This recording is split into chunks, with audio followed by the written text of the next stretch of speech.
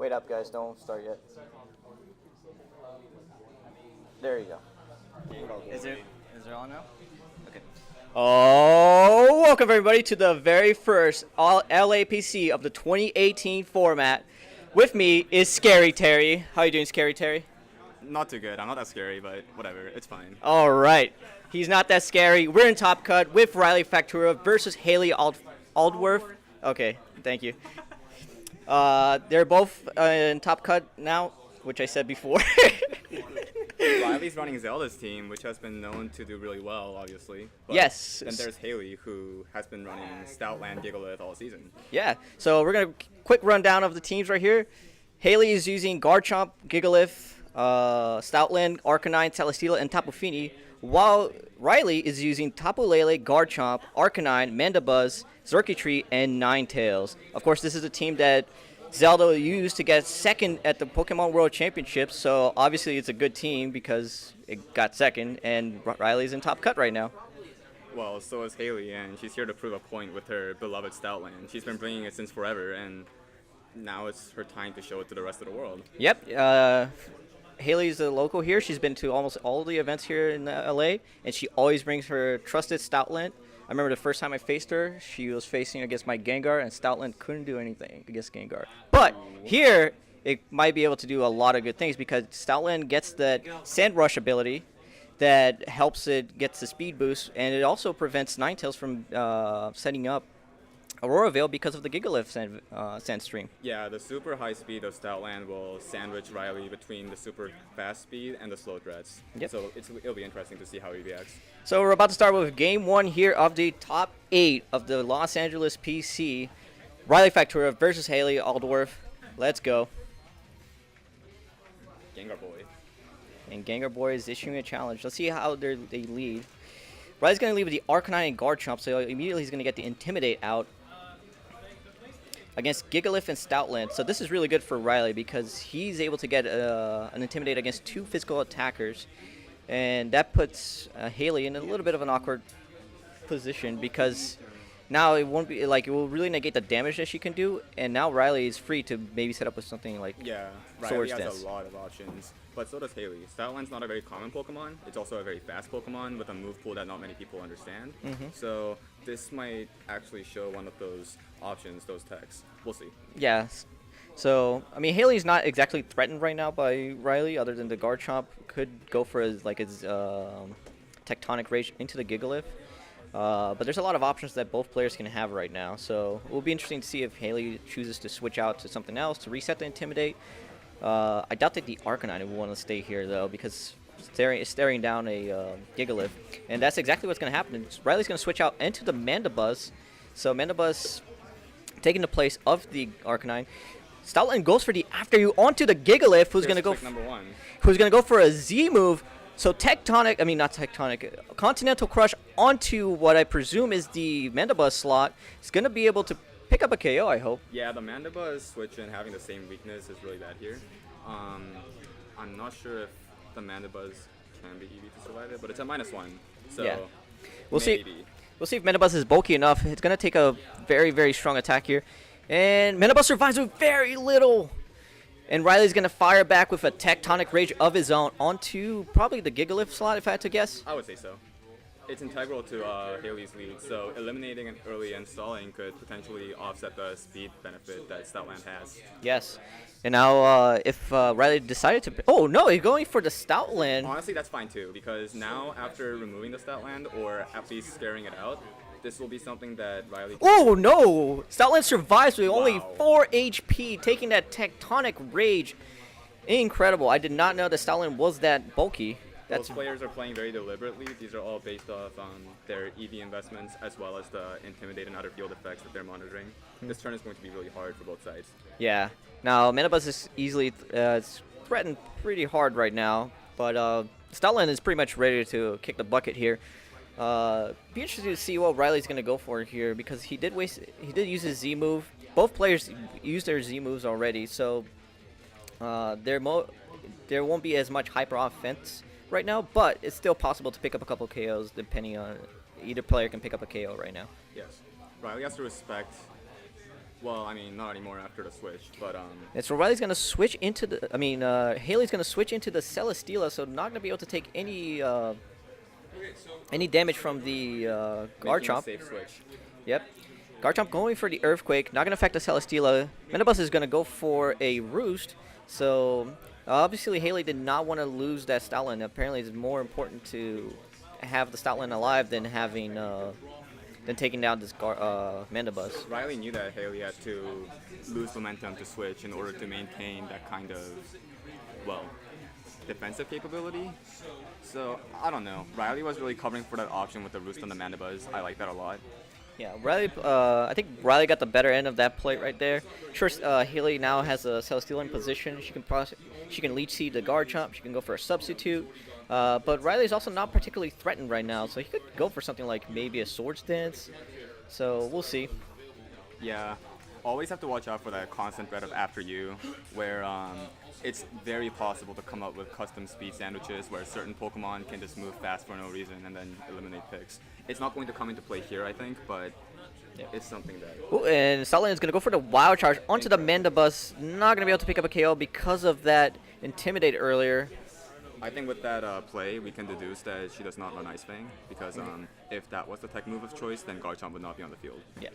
And Riley's going to go for the Rock Slide. Riley also sending up the Tailwind, so his Pokemon are going to be faster now. Let's see if Celesteela gets able to move. Celesteela goes for the Flash Cannon onto the Garchomp, or the Mandibus slot. That's your KO. That does not pick up a KO. Wow, that Mandibus does not want to go away. Mandibuzz is a very good Pokemon. It's a very bulky, speed controlling, foul play using, disruptive Pokemon, bulky. It's honestly great. And now Hayley's going to bring her own Garchomp. So Riley's Garchomp is not exactly threatened right now, but at the same time, it can't do too much. Obviously, it can go for Rock Slide to try and get some flinches. Mandibuzz, I'm assuming, is going to go for a Roost here. Yeah. Riley is also free to go for a potential Swords Dance, and that would put a lot of pressure onto Hayley. Yeah, but that play would telegraph the coverage move of choice, right? Being able to Swords Dance here would probably mean that the Garchomp has Fire Fang for the Celesteela. I don't know, not necessarily. It could be Rock Slide, which is okay too, but we'll see, right? So both players taking their time to choose their moves here. One mistake here could mean the whole game. This matchup is really, really weird. Yeah, and the opposing Garchomp is going to go for the Earthquake. Garchomp avoids it. Oh, Sandvale. it's Sandvale Garchomp. That makes sense with a Gigalith on your team. Yes. And especially now that Rough Skin doesn't give you the win condition anymore. Garchomp avoids the Rock Slide, but I don't think it's going to matter too much. Maybe it will matter later on in the game. Mandibus went for the Roost, so was able to take that Rock Slide.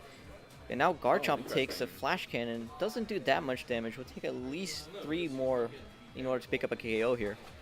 Yeah, so simultaneously dealing with Celesteela and Garchomp is very difficult for any team, and we see it in display here as Riley essentially either has to reposition or commit to threatening enough single Pokemon. So Hayley's going to go for the Protect with her Garchomp. Let's see what Riley chooses to do. Garchomp, he's going to go for an Earthquake with his Garchomp. And Mandibus is going to go for another Roost. That Mandibus does not want to go down. That's subtle, but that's a very good decision by Riley, covering for the Protect, because the Protect would have punished the double into the Garchomp. Yep. And now another Flash Cannon onto this Garchomp. It does a little bit more damage this time, but I still think it's going to take at least 2 more Flash Cannons in order to KO this Garchomp. Hayley seems ahead in the whole board positioning game at the moment. I feel like the onus is on Riley to switch or to mix something up. Yeah, Riley is quickly losing his Tailwind here, and he has to go for something in order to be able to take advantage of them, but unfortunately the Garchomp and the Mandibus don't really threaten the Celesteela and the opposing Garchomp too much. Sandstorm did go away, so now Garchomp doesn't have the Sand Veil anymore. Yeah, that's definitely a very good... Okay. Riley's going to go for the Protect here, which is a pretty good play. Doesn't want to let the Garchomp get knocked out. And Mandibus is going to go for the Foul Play onto the opposing Garchomp. It's going to do a lot of damage, over 50%. The lack of Rough Skin confirms the ability. Well, it missed the... That's true. That's true. It was either that or it was holding... yeah, I know what I said. Bright Powder. But with the Foul Play, Riley equalizes the momentum a little bit, I think. Yeah. He's able to apply pressure. Yeah, now Riley... Riley was able to do quite a bit of damage with that foul play. Another one should be able to pick up a KO here. While Celesteela, while is threatening the Garchomp a little bit, it's really going to take up probably another 2 Flash Cannons in order to KO. And if Hayley loses her Garchomp, then it'll be down to just the 2 Pokemon. Yeah, the Celesteela Garchomp core is very strong, but it also means that if one is eliminated, then the other one's going to be a lot more targetable. Yeah. So Hayley already chose her moves. Let's see what Riley's going to go for here. Garchomp is going to go for a Rock Slide. That might be enough chip damage to pick up a KO with the Flash Cannon. Yeah. Let's see if she gets the flinch. Garchomp does not flinch. Going to go for the Earthquake. Should be able to pick up the KO onto the opposing Garchomp. Garchomp survives with just 12 HP, and Metabus goes for the Tailwind. So Riley has the speed control again, but now that Garchomp is probably going to go down here. Yep, and the Flash Cannon does pick up a KO onto the Garchomp. Riley does have the speed control, but now he lost the. I was gonna say. He lost the Garchomp, but now he can free to just bring in something like the Arcanine back and just go for a Flare Blitz onto the Celesteela. The special attack boost on Hayley Celesteela and the moves that she has shown so far implies a more offensive version. So it might not be much of a dead weight even after Garchomp dies. Yep. However, I still think she should conserve the Garchomp given that it's very low. But there's a circuitry, so it's going to come down to, well, the individual players really. I feel like this turn is going to be the crucial turn that determines who wins this round. Yep. This game. Yeah, Riley's putting a lot of pressure with that Circuitry. He can go for Dazzling Gleam. He can go for Thunderbolt. He can go for something else like a Tail Glow if he has it, or Substitute. I don't know. Mandibus can easily pick up a KO onto this Garchomp, so Hayley's not in a good position here. Riley has all the cards right now, and he can pretty much seal this game up with just a couple of predictable plays. Yes. And since the team was built in a way that it rewards setups such as Circuitry, Calm Mind, Tapu Lele, I'm sure that given the passive play from Hayley switching out, Riley could use this to end up with so much momentum as to win the whole game. So Hayley chooses to switch to Gigalith, and Garchomp is going to go for the Protect. So Hayley's going to hope for the Sandveil to that the Sandveil can help her, but that Tail Glow from the Circuitry, it's not looking good for Hayley right now. That Circuitry can pretty much just knock out everything. Yeah, how this turn went really shows how Riley is thinking about the game. He is calling the switches. He knows that the Garchomp option has to be covered. The Protect doesn't matter because of the speed control. So he just goes for a Tail Glow, and now he seems to be very favored.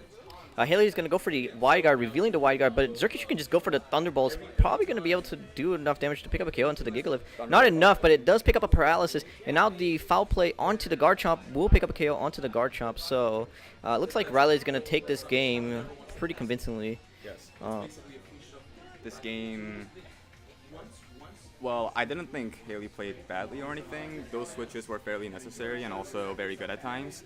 It's just that I feel like Riley's game plan going into this game was to set up like his team was supposed to do. So like in the end, I think this really shows like a good understanding of the matchup by Riley, despite the uncommon team.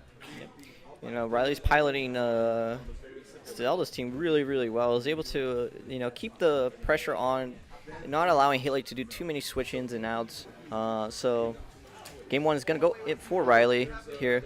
Let's see how Hayley is able to adapt to this team. This is a team that's well known since it got second at Worlds. So she probably had a good amount of information, but it all comes down to playstyle, and Riley is very good at just putting his own playstyle into any team that he touches. Yeah, Riley's really good at picking up new teams and making them his, really, just like being able to demonstrate that familiarity with a new team that he has picked up like a couple days ago.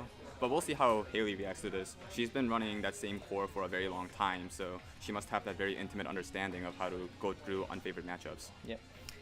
Fortunately for Hayley, it seems like a lot of her team is physical based, so a Larcanine lead from Riley is really, there's nothing she can do about it. I think with the Gigalith and the physical attacking component of the team, it necessitates the Ninetales to not be at the front at the very least, and for an Arcanine to be broad no matter what. That is his one answer to Celesteela. It's his answer to the Weather Spam. I think that's one thing that we can kind of count on him to do. Well, We're about to find out. Hayley did pick her Pokemon already. Riley's thinking about how he's going to lead this time. Riley won. So Riley is up 1 game. He just needs to win 1 more game, and he's going to move on to top 4 at the Los Angeles PC, where he'll get a whopping 10 points at least. 10 CP, wow. I don't know how much CP you get actually for top 4. 1/40th of your point requirement to qualify to the World Championships. It's still a long way to go. This is Riley's first tournament for the season. He was not able to play at the Anaheim Open because he was playing the Day 2 at Worlds. So every little bit could matter, as we know, and Andrew Nowak would know, because he was only 1 point away from getting that auto invite to Day 2. That's very unfortunate. Yeah.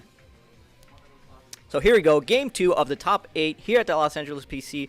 Riley Factura versus Hayley Aldworth. Riley just needs to win 1 more game, and he moves on to top 4. Hayley needs to win the next 2 games in order to progress. So let's see how they adapt. Riley's going to lead with Arcanine Garchomp again, but Hayley switched it up. She's led with Tapu Fini and Celesteela. So the Intimidate's not going to really do much here for Riley. But at the same time, that Garchomp is threatening the Fini with maybe a Tech Rage. And the Arcanine is threatening the Celesteela with Flare Blitz. So yeah, I think this game one board, the turn 1 board stage really shows a lot about how the players are approaching this game too. Riley knew that he had to bring Garchomp and Arcanine in order to successfully deal with the weather spam, and it's not something he can afford to not prepare against. But Hayley, she clearly didn't have very good mileage out of those Pokemon in game 1, or at least as much as she would hope. So here she mixes it up in order to better win the matchup. So Arcanine is going to go for the Helping Hand. So I think Riley's going to go for the Tectonic Rage onto the top of Fini here. Yeah, and that would be somewhat problematic. Yeah, that's definitely going to pick up a KO onto the top of Fini. Unless Riley felt like going for an insane read and went for the Celesteela. But Riley is no chump. He's able to get the Tectonic Rage onto the top of Fini. So I would be shocked if this Tapu Fini is able to survive somehow. Assuming Tapu Fini doesn't live, I'll be interested to see how Hayley plays around her Celesteela and preserve it, because it's a lot harder after getting rid of Fini. I'm assuming I'll Garchomp in the back, but that's only 1 more.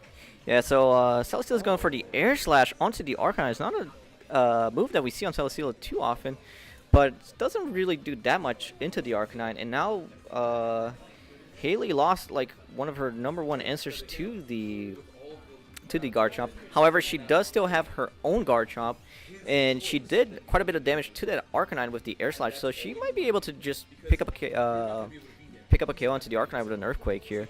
And if anything, Arcanine might have to switch out into something like Mandibuzz in order to avoid taking damage on that slot. Yeah, I think if I were Hayley, I would basically call the Arcanine switch into Mandibuzz and then try to cover other options.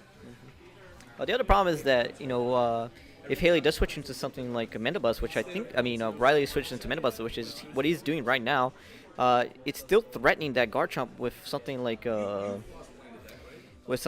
Play. So Rock Slide onto the Mandibuzz, into the Garchomp. Let's see if he picks up a flinch here. Does not pick up a flinch. Garchomp gets the Earthquake off onto the other Garchomp. So Hayley's Garchomp takes quite a bit of damage here, but not nearly enough yet to pick up a KO. It's probably going to take at least 2 more Earthquakes. Hayley seems to be adopting a similar strategy to deal with Garchomp as she did in the first game. I'm not sure how this board state will even out, but we've seen these 4 same Pokemon in game 1, and that game went in Riley's favor. So I think Hayley will have to mix this up. Yeah, Hayley, the board position does not look good for Hayley right now. She's going to either need to pick up a couple of knockouts or a couple of flinches here, or set it up. Garchomp avoids the Rock Slide, so no flinches coming from that Garchomp, but it does connect with the Mandibuzz, so be able to do quite a bit of damage. Garchomp goes for another Earthquake. It's going to put that Garchomp into KO range for sure for a Foul Play or another Earthquake. Mandibuzz goes for the Tailwind, so now Mandibuzz and Garchomp is going to be faster. This goes very similarly to the first game. After this Tailwind, now the Garchomp is in a situation where it wants to stay, but it cannot. Yep. And now Hayley keeps focusing on the Mandibuzz. However, the Garchomp is the one that's chipping down Hayley's Garchomp really, really fast. And yeah, it doesn't look good for Hayley here, because Riley again has all the cards. Hayley, Celesteela, it could it could go for something like air slash into the guard chomp, but at the same time, like her guard chomp is pretty much done for. It's really difficult for Hayley to switch given the other mons in her team. Not that much speed control, very good linear strategy, but with Riley's reactivity, I feel like Hayley is the one that has to react, but I don't think her team has the same tools to have as many options. Yep, so, I mean, it's not over until it's over, as we all have seen before countless times. Hayley's going to switch out her guard chomp into the Gigalift slot. I like to play. So now, yeah, but still, Garchomp can go for an Earthquake right now, or Swords Dance, so yikes. It's not looking good for that Gigalift who just came in and is going to take a hefty damage from that foul play, and is going to pretty much get destroyed by that Earthquake from the Garchomp. I still like Hayley's play.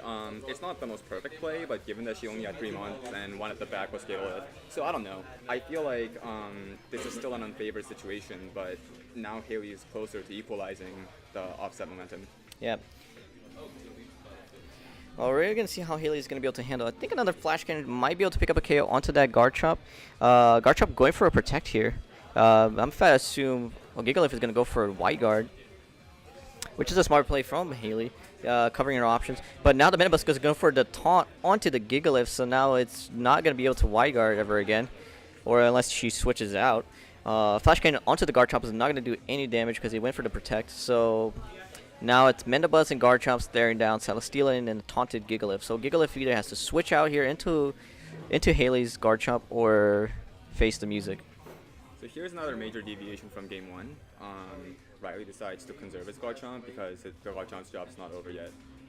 I'd like to see how this turn goes, but I feel like some clever protects, switches, and predictions are needed in order for either players to win. Well, but it looks like Hayley's just going to let that Gigalift go, just letting it die here from that +2 Earthquake. He's going to be able to pick up a KO. If I had to guess, Mendabuzz is going to go for Roost here. Yes.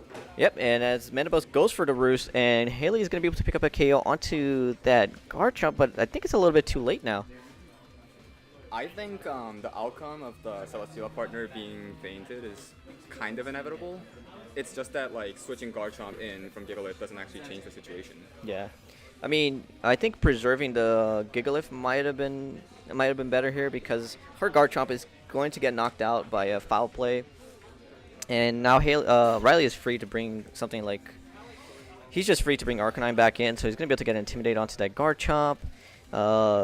It's going to threaten the Celesteela quite a bit, so... I don't know how Hayley can pull a win out of this. But Riley played very, very safe, and he also been playing very, very well. Just being able to hold down like any potential damage that Hayley might have been able to do. And also, I think Hayley might have focused on the Metabus a little bit too much because they just kept going for Roost, and it wasn't as much of a threat as maybe like something like the Garchomp is. So we're about to see. I mean, we did find out that Hayley does have Sandveil with her Garchomp, so maybe she can avoid like 100 moves and win. Sometimes there's that element of skill, you know, deterministic skill. Ooh, Garchomp is going to go for the Earthquake here onto the Arcanine. So I might be able to pick up KO, might not be able to pick up KO. Did it get Intimidated? It does not pick up the KO. Arcanine survives with very little bit. And he's going to be able to that Super Citrus Berry. He's bringing it back up all the way back to about 60-70%. Flare Blitz onto that Celesteela. Going to do a ton of damage if not pick up a KO. And well, it did quite a bit of damage, but it was able to survive. Given the bulky spread, the KO was kind of impossible, but by doing this, I think it's good because Riley gets to set up a very, very secure endgame win condition with a Zergatry assuming it's in the back. Yep, and Metabus takes quite a bit with that Flash Cannon. Arcanine is going to take the chip damage from the Sandstorm, but I don't know, Garchomp's going to have to avoid a lot of damage here in order for Hayley to win. Really feels like the kind of turn where you could choose to attack both targets, but you could also choose to make a more safe play, and determining that is really the difficulty involved with this format, I think. Yep, and Celesteela does not go for the Protect. Maybe it's an Assault Vest Celesteela since they had Flash Cannon and Air Slash. Yeah, perhaps. So now foul play onto this Garchomp is going to seal up the game, and it's Riley's going to move on onto that top 4, defeating Hayley. Riley played very, very well. Well played to both players. Yeah, very well played. We got to see a variety of teams. We got to see a lot of really cool approaches to the game. One player wanted to have a more linear game plan, and the other one wanted more option coverage. And I think this was a really good display of that team diversity, that creativity involved with this format. Yep. Yeah, I think both players played really, really well. But the deciding factor of that game too, they're still top 4 in finals. Yeah, you can get shakes. There's no top 4 match going on right now. How close are we to the shake place? It's like literally right here. Okay, let's walk to the shake place.